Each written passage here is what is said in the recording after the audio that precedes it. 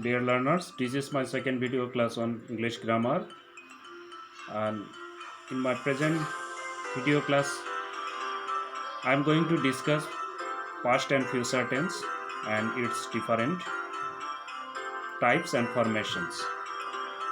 In my first video class on English grammar, I discussed about present tense, its different types and formation. Hope you understood my first video class given earlier. মৰমৰ শিক্ষাৰ্থী বন্ধুসকল, এইটো মোৰ দ্বিতীয়টো video' class হয় টেন্সৰ ওপৰত। প্ৰথমটো video' ক্লাছত মই প্ৰেজেণ্ট টেন্সৰ বিভিন্ন ভাগ আৰু ইয়াৰ গঠনবোৰৰ ওপৰত উদাহৰণৰ সৈতে আলোচনা কৰিছিলোঁ। নিশ্চয় তোমালোকে বুজি পাইছা, আৰু তোমালোকে বুজি পোৱাত কিবা অসুবিধা হ'লে মোক জনাবা, মই পুনৰাই বুজাই দিবলৈ চেষ্টা কৰিম। Let's start the class. Past types of past tense. Present tense আমি চাৰিটা ভাগ পাইছিলোঁ, তেনেকৈ past tenseৰো ভাগ চাৰিটা বুলি কোৱা হৈছিল আগৰ ভিডিঅ'ত। তথাপিও কেইটামান সেন্টেন্স আমি এক্সাম্পল হিচাপে চাই লওঁ। I wrote a letter, I was writing a letter, I had written a letter, I had been writing a letter. এই সেন্টেন্স চাৰিওটা past tenseৰ তোমালোকে ধৰিব পাৰিছা। past tenseৰ হ'লেও ইয়াৰ যি অৰ্থ আছে সামান্য পৃথকভাৱে প্ৰকাশ কৰিছে। ইয়াৰ ভাৰ্ব আৰু অক্সিলিয়াৰী ভাৰ্বে বাক্যৰ অৰ্থ সামান্য পৃথকভাৱে প্ৰকাশ কৰিছে। I wrote a letter, মই এটা চিঠি লিখিছোঁ। I was writing a letter, মই এটা চিঠি লিখি আছিলোঁ। I had written a letter, মই অতীততে মই এটা চিঠি লিখিছিলোঁ। I had been writing a letter, মই এটা চিঠি লিখি আছিলোঁ। এই বাক্য চাৰিটাৰ অৰ্থ সামান্য পৃথক। past tenseৰ ইংৰাজী past tenseৰ আমি past tenseৰ present tenseৰ নিচিনাকৈ সেন্টেন্সবোৰ বিভিন্ন অৰ্থবিলাক অলপ বেলেগ ধৰণে প্ৰকাশ কৰিব পাৰোঁ, আৰু যাক আমি past tenseৰ বিভিন্ন ভাগত আলোচনা কৰা হয়। ছাত্ৰ ছাত্ৰীসকল, এই বাক্য চাৰিটাৰ পৰা আমি past tenseৰ চাৰিটা ভাগ আমি পাওঁ, বা past tenseৰ চাৰিটা ভাগৰ লগত এই বাক্য চাৰিটা আমি কম্পেয়াৰ কৰিব পাৰোঁ। past tenseৰ ভাগ চাৰিটা হ'ল past indefinite, past continuous, past perfect, continuous. মনত ৰাখিবা, past tenseৰ ভাগ চাৰিটা past indefinite, past continuous, past perfect, continuous. Next আমি এটাকে বাক্যৰ গঠনিবিলাক চাওঁ। past indefinite tenseৰ গঠন। past indefinite tense, ইয়াৰ ফৰ্মেশ্যন হ'ল সাবজেক্ট, মেইন ভাৰ্বৰ past form, অবজেক্ট। যেতিয়া ভাৰ্ব এটা past formত যায়, যেনেকৈ go ভাৰ্ব past form হ'লে went, do ভাৰ্বৰ did, write ভাৰ্বৰ wrote হ'ব, cry ভাৰ্বৰ cried হ'ব, clap ভাৰ্বৰ clapped হ'ব। ইয়াতে কেইটামান উদাহৰণ হিচাপে দিয়া হৈছে, তোমালোকে লক্ষ্য কৰিছা। কেইটামান উদাহৰণ went, did, write, cried, clapped, past form, main ভাৰ্বৰ এইকেইটা past form দেখুওৱা হৈছে। নেক্সট আমি কেইটামান উদাহৰণ চাওঁ। they played kabaddi, she went to school, Rahul jumped into well। এই সেন্টেন্স কেইটা সাবজেক্টৰ পিছত মেইন ভাৰ্বৰ past form ব্যৱহাৰ হৈছে। শিক্ষাৰ্থী বন্ধুসকল, past indefinite tenseৰ গঠনটো মনত ৰাখিবা, সাবজেক্টৰ পিছত মেইন ভাৰ্বৰ past form ব্যৱহাৰ হয়। আমি নেক্সট past tenseৰ নেক্সট ভাগলৈ আহিলোঁ, past continuous tense. past continuous tenseৰ ফৰ্মেশ্যন সাবজেক্টৰ পিছত was নাইবা were আৰু যিকোনো এটা প্ৰেজেণ্ট পাৰ্টিচিপল নাইবা মেইন ভাৰ্বৰ লগত ing ব্যৱহাৰ হয়।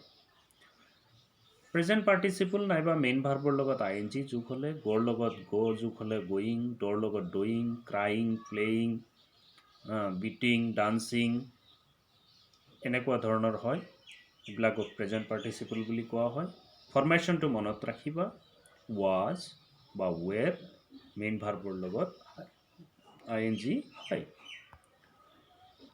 এক্সাম্পল কেইটামান চাই লওঁ আমি I was writing a sentence you were playing in the field Mina was doing the work subjector পিছত was নাইবা were মেইন ভাৰ্বৰ লগত ING যোগ হৈ ব্যৱহাৰ হৈছে নিশ্চয় বুজি পাইছা past tenseৰ ফৰ্মেশ্যন মনত ৰাখিবা sub was বা were মেইন ভাৰ্বৰ লগত ING হয়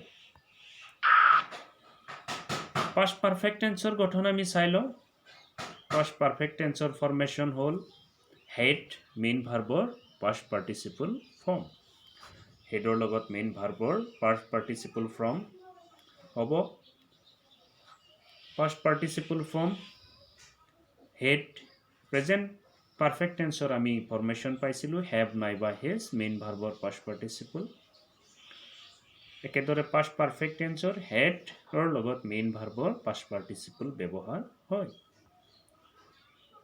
ইয়াতে past participle go verb যদি আমি ধৰি লওঁ go verbৰ past participle form হ'ব গান do verbৰ হ'লে done write verbৰ written eat verbৰ eat at eaten তেনেকৈ past participle form আমি পাম তোমালোকৰ বিভিন্ন ইংৰাজী গ্ৰামাৰবিলাক আছে তাতে verb list পাবা verb listor past participle খিনি তোমালোকে জানি ল'ব লাগিব Example কেইটামান চাই লওঁ past perfect tenseৰ Tina had finished the homework had finished the homework she had eaten an apple had eaten past perfect tenseৰ formation মতে had finished had eaten আশা কৰোঁ তোমালোকে ফৰ্মেশ্যনটো বুজি পাইছা next Rinky had left before her father arrived had left এই তিনিটা example তিনিটা sentence example দিয়া হৈছে past perfect tenseৰ past perfect continuous tense past tenseৰ শেষৰটো ভাগ had been আৰু যিকোনো এটা প্ৰেজেন্ট পাৰ্টিচিপল নাইবা মেইন ভাৰ্বৰ লগত ING ব্যৱহাৰ হ'ব had been মেইন ভাৰ্বৰ লগত ING আমি কেইটামান এক্সাম্পল চাই লওঁ She had been reading in this school for 2 years. She had been reading in this school for 2 years. Had been আৰু এটা প্ৰেজেন্ট পাৰ্টিচিপল ৰিডিং ব্যৱহাৰ হৈছে বা মেইন ভাৰ্বৰ লগত ING ৰিডিং ব্যৱহাৰ হৈছে Another example I had been eating my dinner when the guest came. Next example she had been reading before I came. Example তিনিটা তোমালোকে লক্ষ্য কৰিছা আৰু ফৰ্মেশ্যনটো মনত ৰাখিবা had been মেইন ভাৰ্বৰ লগত ING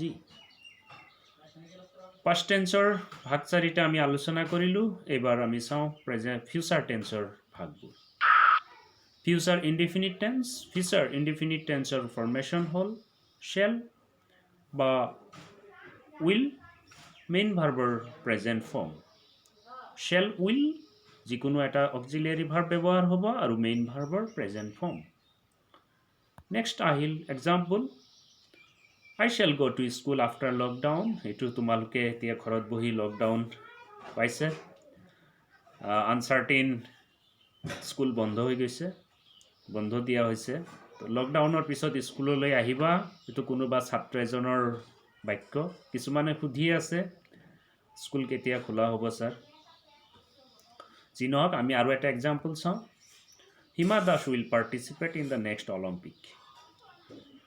Will participate, I shall go, future indefinite tensor sentence. Formation, shall, will, main verb or present form.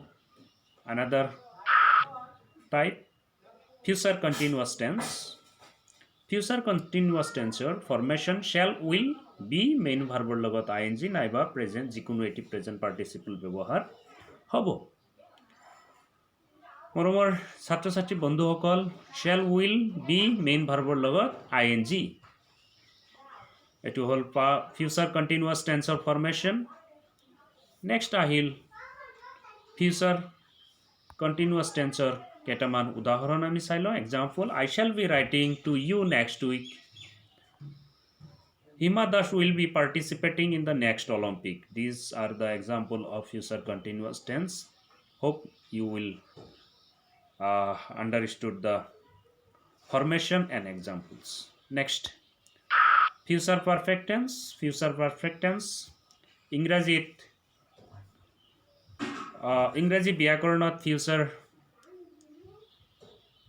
ইংৰাজী ব্যাকৰণত ফিউচাৰ পাৰফেক্ট টেন্স আৰু ফিউচাৰ পাৰফেক্ট কণ্টিনিউৱাছ টেন্সৰ ব্যৱহাৰ খুব কমেই হয় তথাপিও আমি গঠন কেইটা আৰু এক্সাম্পল কেইটা চাই লওঁ future perfect টেন্সৰ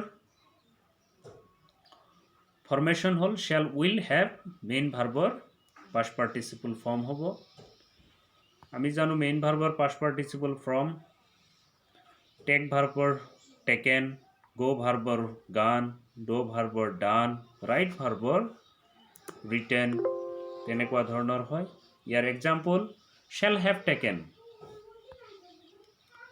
next future perfect টেন্সৰ আৰু এটা example he will have written তো এইকেইটা এক্সাম্পল তোমালোকৰ নিশ্চয় মনত থাকিব আৰু গঠন নেক্সট আহিল future perfect continuous future perfect কণ্টিনিউৱাছৰ গঠন shall will have been main ভাৰ্বৰ লগত আইএনজি নাইবা যিকোনো এটি প্ৰেজেণ্ট পাৰ্টিচিপল যোগ হ'ব আমি এক্সাম্পল চাই লওঁ I shall have been speaking he will have been writing ছাত্ৰ ছাত্ৰীসকল ফিউচাৰ পাৰফেক্ট কণ্টিনিউৱাছ টেন্সৰ ফৰ্মেশ্যনখিনি মনত ৰাখিবা আজি এই ভিডিঅ' ক্লাছটোৰ জৰিয়তে মই পাষ্ট টেন্সৰ ভাগ চাৰিটা ফিউচাৰ টেন্সৰ ভাগ চাৰিটা ইহঁতৰ গঠন উদাহৰণেৰে সৈতে আলোচনা কৰিলোঁ নিশ্চয় মনত ৰাখিবা তোমালোকে তোমালোকৰ ঘৰত থকা নিজৰ ইংলিছ গ্ৰামাৰৰ ভাৰ্ব লিষ্ট পাবা তোমালোকে ভাৰ্ব লিষ্টৰ ভাৰ্বৰ প্ৰেজেণ্ট ফৰ্ম পাষ্ট ফৰ্ম আৰু পাষ্ট পাৰ্টিচিপল ফৰ্মবিলাক চাবা পঢ়িবা পাষ্ট ফৰ্ম আৰু পাষ্ট পাৰ্টিচিপল ফৰ্মবিলাক জানিব লাগিব আৰু আজি ভিডিঅ' ক্লাছটোৰ যিখিনি ফৰ্মেশ্যন আলোচনা কৰা হ'ল নিশ্চয় তোমালোকে বুজি পাইছা